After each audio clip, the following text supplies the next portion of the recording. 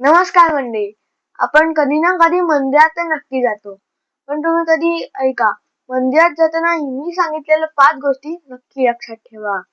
तर पहिली गोष्ट, मंदिरात जाताना फुलं नाहीतर नारळ घेणे. तर तुम्ही तिकडे फुलं नाहीतर नारळ घेता, तिकडे लोक म्हणतात की पैसे नंतर द्या. पण तुम्ही असं करू नका. कारण का समजा तुम्ही घ्यायच्या आधी समजा पूर्ण पैसे दिले, तर ती पूर्णपणे आपल्याकडून देवाला अर्पण होते. दुसरी गोष्ट, मंदिरातला उंबरठा.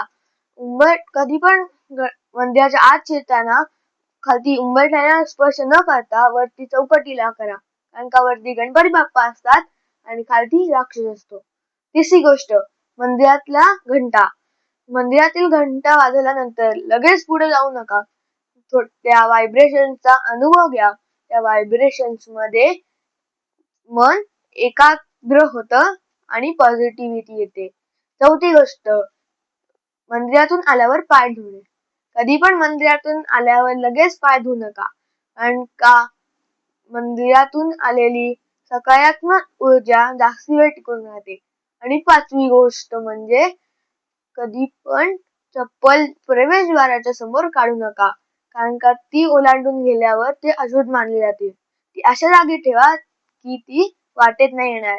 थँक्यू.